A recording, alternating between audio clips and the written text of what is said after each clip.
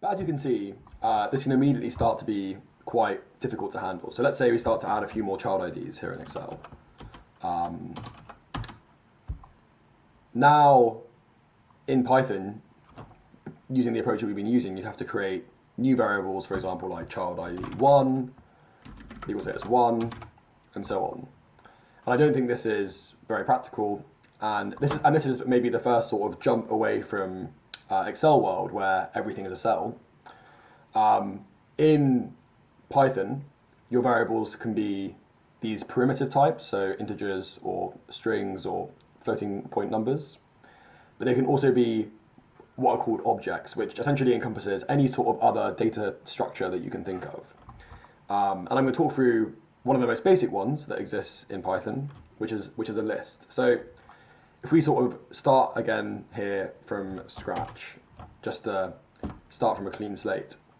So again, we have the child ID name, which is child ID. And let's say you want to translate this information from Excel. We can encode this by creating a list. So let's say child IDs equals a list containing 1, 3, 4, 5, 6, 7, 4, 5, 6, and 27. So these square brackets indicate that I've created a list, and that allows me to store all this information in this one variable. Then what I can do is I can access specific areas of this list by indexing using square brackets after the name. So the index starts at 0, and then will be 1 and 2 for these three variables. And I think that's an important thing to remember, that it always starts at 0. So say if I write this function,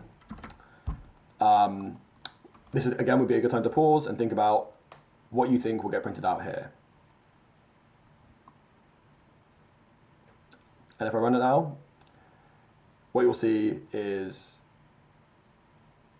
on each line, you get each of these values.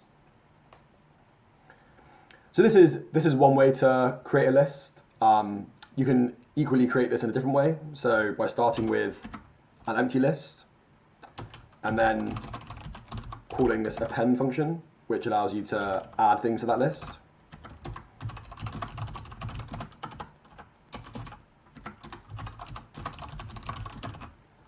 Oh, 27. And again, if I run this, you will get the same output.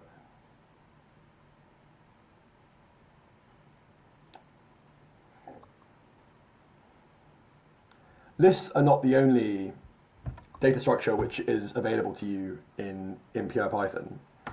And you'll notice that, I mean, this is quite a common pattern in Excel, that you have some text describing the thing that you want, and then some data that actually shows the thing that you want. So say if I fill in some other sort of legal statuses here for these children, rather than having to use this construct we were using in the last set of sessions, where we're starting with the child ID name and the child ID, you can actually encode that in a single data structure called a dictionary. So if I was now going to try and encode this from scratch, there's kind of two ways that I could think about encoding this, but I'll show you what the dictionary looks like first. So let's call this child data. And a dictionary is essentially a set of keys, which would be strings, for example, child ID, and then values. So let's say 1, 3, 4, 5, 6, 7 for the first child. And we can define these like this, so for as many keys as we want. Just add the strings here. And you can see here I've created this dictionary that allows me to look up this value by this key. And what this means is then if much like you were doing the 0, 1, 2 with the list, for a dictionary you use the same thing, square brackets, but you type in the key you want. Like so. So again, what this does is it looks up this key in the dictionary and returns the appropriate value. So thinking about this, what do you expect to see printed on the console when I run this? I'll run it now.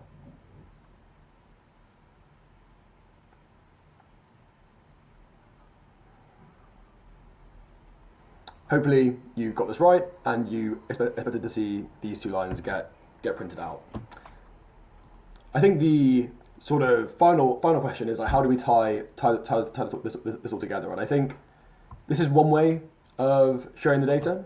And this basically would, if you want to encode all this data, maybe you would do is you would have child 1 is this guy, child 2, which is 4, 5, 6 and C2,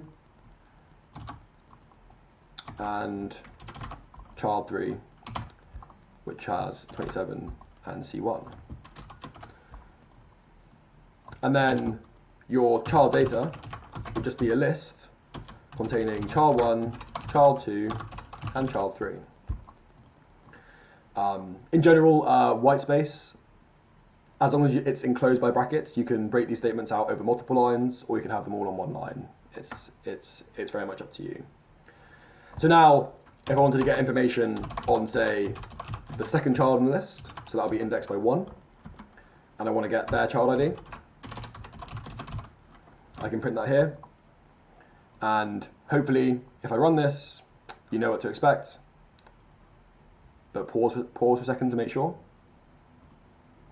And as you can see, after hitting run, we get that second child ID, 456. The other way that you can represent this data, which is how it's often done when we start to use other external libraries for the data, is kind of the opposite way around. So here we've got a list of dictionaries, but we could equally present this as a dictionary of lists. So you could say child data equals the child ID with the free child IDs, and then the legal status with the free legal statuses. And now, obviously this gets indexed the other way, so I would say print child data, child ID 1, and if I run that, we will get the same output, 456.